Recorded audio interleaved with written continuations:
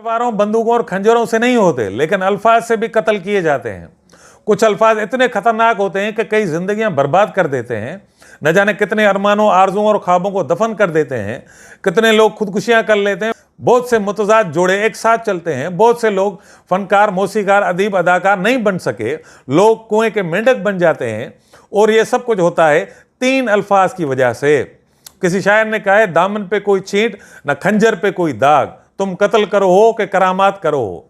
वो 3 अल्फाज कौन से हैं? वो अल्फाज हैं कि लोग क्या कहेंगे।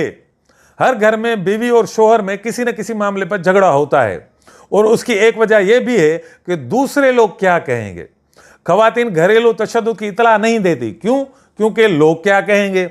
बच्चों के साथ होने वाले जिनसी वाकयात को दबाया जाता है। क्यों? दूसरे लोग क्या कहेंगे।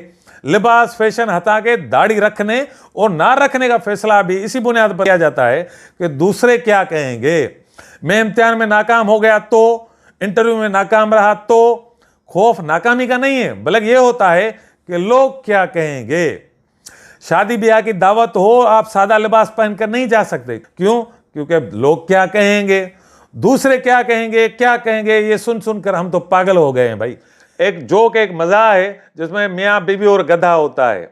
मियाँ बीवी पैदल जा रहे होते हैं और गधा भी साथ चल रहा होता है। लोग, देखने वाले लोग कहते हैं, देखो कितने पागल हैं, गधा भी जा रहा है, मियाँ बीवी भी जा रहे हैं, गधा खाली जा रहा है। ले आगे चलकर दोनों मियाँ बीवी क्या करते हैं, बीवी को अपने को गधे पर बैठाता है और खुद पैदल चल रहा है। लेकिन लोग, देखने वाले लोग फिर भी कहते हैं, देखो कितना पागल है, बीवी को गधे पर बैठा के जा रहा है और खुद पैदल जा रहा है। फिर आगे चलकर दोनों क्या करते हैं कि दोनों गधे पर बैठ जाते हैं, लेकिन देखने वाले लोग फिर भी कहते हैं, देखो कितने पागल है, बेचारा गधा, दोनों इसके ऊपर बैठे हुए हैं, ये कितना जुल्म है। फिर आगे चलकर दोनों क्या करते हैं, नीचे उतर जाते हैं और गधे को अपने कंधे पर उठा लेते हैं। लेकिन देखने वाले फिर भी कहते हैं, देखो कितने बेवकूफ और अहमक हैं, खुद गधे पर नहीं जा रहे, गधे को ऊपर बैठा कर जा रहे हैं। कहने का मतलब ये, लोग, जो दूसरे लोग हैं जिनको हम सारा दिन सामने रखते हुए फैसला करते हैं अपनी जिंदगी का, ये कभी भी आपसे खुश नहीं होते। कहने का मतलब ये है, कभी सोचा है कि ये दूसरे लोग कौन और कितने हैं? की बात है, थोड़ा सोचो। मेरे नजर में ये रिश्तेदार, पड़ोसी, दोस्त और हम उम्र होते हैं। वो ज्यादा से ज्यादा ये 50 और 100 लोग होते हैं, 50 और 100 से ज्यादा नहीं होते। मैं परेशान हूं कि मेरे सामने रहने वाला पड़ोसी क्या सोचता है, या मेरे हम उम्र मेरे बारे में क्या सोचते हैं। और उन 50-100 अफराद में से हर एक बाकी 49 और 99 लोगों के बारे में फिक्रमंद है कि वो क्या सोचते हैं मेरे बारे में। सोचने की बात यह कि आखिर ये तशवीश है किसको, या ये कोई झूठा वहम है। ऐसा नहीं है कि दूसरे लोग कुछ नहीं कहते, बिल्कुल कहते हैं, लेकिन वो भी दूसरे लोगों के चक्करव्यूह में फंसे होते हैं। ये दूसरे खुद ही यरगमाल होते हैं दूसरों के यहाँ। इसी तरह ये पूरा चक्करव्यूह जिसमें हम सारे फंसे हुए हैं, ये सरमाएदाराना और जागीरदाराना नफ्सियात है जिसमें हम सब यरगमाल हैं। थोड़ा गौर करो, अगर दूसरे बीमार हों तो, ये जो हम सारा दिन कहते हैं भाई दूसरे क्या कहेंगे, दूसरे क्या कहेंगे, अगर दूसरों के कहने पर ही चलना है, थोड़ा सोचो, अगर दूसरे बीमार हो तो आप भी कहेंगे कि भाई मैं बीमार क्यों नहीं हूं। अगर दूसरों को पेट में दर्द हो, आप भी कहेंगे भाई मुझे पेट में दर्द क्यों नहीं है। ऐसा नहीं होता। दूसरों को बुखार होता है, आप इलाज कराते हैं, ऐसा नहीं कहते मैं मुझे भी बुखार होना चाहिए। कहने का मतलब है कि दूसरों को पैमाना बनाना दुरुस्त नहीं है।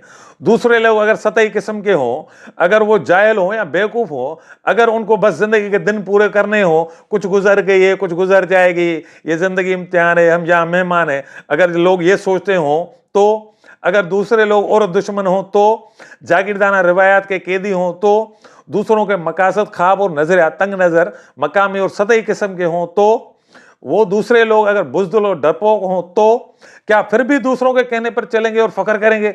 जाहिर सी बात है, एक बाशूर बंदा ऐसे किस्म के लोगों के पीछे चलेगा, ना ही उस पर फख्र करेगा।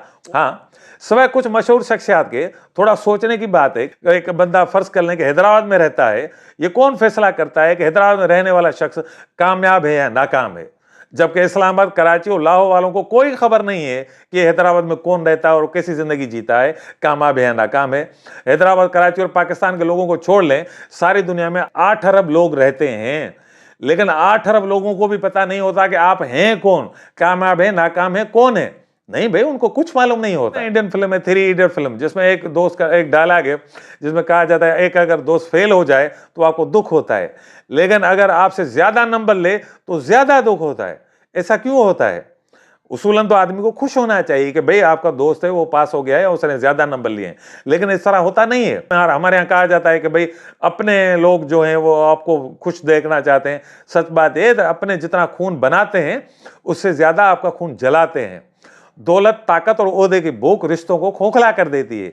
ये जो सरमायादाराना मुकाबला, लालच और हिर्स पर मबनी समाजी नफ्सियात है, इसके तहत सबसे ज्यादा जलन, बुग़्ज़ और तअस्सुब करीबी रिश्तेदारी हलकों में होता है। मिसाल के तौर पर सड़कों पर हजारों गाड़ियां चलती हैं, लेकिन हमें ज्यादा तकलीफ उस वक्त होती है जब कोई हमारा जानने वाला गाड़ी खरीद करता है या गाड़ी चलाता है। वैसे तो हजारों लोग गाड़ियां चलाते हैं, हमें कोई दुख नहीं होता, हमें कोई तकलीफ नहीं होती। तकलीफ तब होती है जब कोई जानने वाला गाड़ी चलाता है। ऐसा क्यों होता है? किसी औरत के पास जेवरात हैं या नहीं है, वो अपना मवाजना इस्लामाबाद की ख्वातीन से नहीं करती। वो ये नहीं सोचती ऐश्वर्या राय, माधुरी दीक्षित के पास जेवरात हैं या नहीं। वो अपने शहर की लाखों ख्वातीन से भी नहीं करती अपना मवाजना, बल्कि मोहल्ले की ख्वातीन से करती है। देखो ना उसके पास कितने जेवरात हैं, मेरे पास क्यों नहीं है। कंसर्न 50 या 100 लोगों का होता है जो तय करते हैं कि हम कामयाब हैं या नाकाम हैं, अच्छे हैं या बुरे हैं, लायक हैं या नालायक हैं। हाँ, दूसरों को तो खुश होना चाहिए जब कोई आगे बढ़े या तरक्की करे, मगर नहीं, मुकाबले और लालच और दूसरों से आगे बढ़ने की जो ख्वाहिश है हमें खुश होने की बजाय नाखुश कर देती है। ये पूरी एक सरमायादाराना समाज नफ्सियात है जो हमें उड़ाती है और चलाती है और दूसरों को कुचलने पर मजबूर करती है। बड़ा आलमिया ये है कि दूसरे क्या कहेंगे नतीजे में हम अदाकारी करने लगते हैं। सोशल मीडिया पर तवज्जो हासिल करने के लिए फजूल, सतही और खोखली सरगर्मियाँ करते हैं। हम रस्म रिवाज, ज़बान, तलीम, रवैये, आदात वगैरह की शक्ल में नकल करते हैं, इससे कोई इनकार नहीं है। लेकिन तब होता है जब हम अपनी नकल को ही असल समझने लगते हैं। फिल्मी अदाकार जानते हैं कि वो अदाकारी कर रहे हैं, उसके पैसे भी लेते हैं, लेकिन हमसे ऐसी फनकाराना अंदाज से अदाकारी कराई जाती है कि हम उससे ही अपना असल किरदार समझने लगते हैं। हम ऐसे कामों को तरजीह देते हैं जिनके जरिए फौरी पहचान, एहतराम और तहसीन मिले, भले चाहे वो ऐसे काम कितने ही बुरे क्यों ना हो। मसलन कहा जाता है, हमारे यहाँ माशरे में आमतौर पर कहा जाता है, रिश्वत नहीं लोगे तो काम कैसे चलेगा, शराफत का ज़माना नहीं है, फलां ने बड़े पैसे कमा लिए हैं, वो बड़ा आदमी है जनाब, इसकी बहुत चलती है, वगैरह वगैरह। इस तरह की बातें कहने का मतलब क्या होता है? मतलब ये होता है तुम भी ऐसा करो। ऐसे लोग अगर मजहबी हों तो भी इनको खुदा और मौत से भी इतना डर नहीं लगता जितना दूसरे लोगों की आरा से डर लगता है। ये हरतांगे अपनी बेटी की तैलीम हो, मुलाजमत हो या शादी जैसे फैसले हों, अपनी कामयाबी और नाकामी को परखना हो, गैरत, इज्जत और मर्दानगी को नापना हो, तब भी ये देखते हैं कि दूसरे लोग क्या कहेंगे। सरमायादारी इस तरह काम नहीं करती। सबसे पहले ये सादगी को लानत बनाती है कि सादा कपड़ा पहना, सादगी, सच्चाई से चलना, ये ऐब समझा जाता है, नुक्स समझा जाता है। कोई सादा जिंदगी से खुश कैसे हो सकता है? ये पूरी नफ्सियात बनाई गई है। लोग सोचते हैं ये सादा जिंदगी जी रहा है, ये खुश कैसे है? यानी ज्यादा जायदाद नहीं है इसके पास फिर भी खुश है, बहुत ज्यादा चीजें नहीं लेता फिर भी खुश है। ये किस तरह हो सकता है? ये गलत बात है, ये नहीं होना चाहिए। आपके पास ज्यादा दौलत होनी चाहिए तभी आप खुश हो सकते हैं, ज्यादा चीजें होनी चाहिए तभी आप खुश हो सकते हैं। ये इन्होंने बताया, सारा दिन हमें इस तरह चलाते हैं, चलो चलो दौड़ो दौड़ो दौड़ो, चीजें लो, पैसे बनाओ। ये सारा दिन सरमायादारी हमें ऐसे चलाती है, सादगी को गाली बना देती है। इससे दूसरों को तकलीफ होती है, वो हमारे तरह क्यों नहीं चलते। ये सरमायादारी इस तरह चलाती है। ऐसा नहीं है कि आप दूसरों की बातें ना सुने या उनकी परवाह ना करें, लेकिन सवाल ये है ये कौन सी और कितनी परवाह करनी चाहिए। ऐसी परवाह जो आपकी ख्वाहिशात, ख्वाबों और पसंद नापसंद का फैसला करे? बिल्कुल नहीं। इंसान का वजूद दूसरों के साथ ताल्लुक का नतीजा है। हमारा मकसद और माना दूसरों के साथ हमारे ताल्लुकात में बनते हैं। हमारी पहचान दूसरों से वाबस्ता होती है, इसलिए दूसरों की परवाह करनी पड़ेगी। दूसरों के बगैर कुछ नहीं होगा।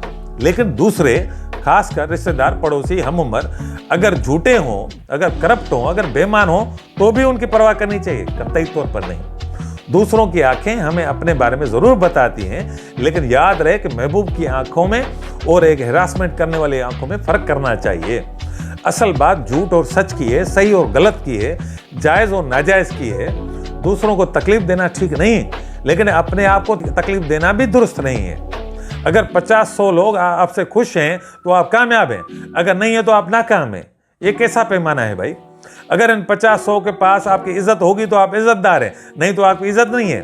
यानी ये 50-100 लोग तय करेंगे भाई, और लाखों लोग भी हैं इन 50 लोगों के अलावा लाखों करोड़ों लोग हैं जिनके पास आपकी इज्जत हो सकती है, जिनके पास आपका तस्वर कामयाबी का हो सकता है।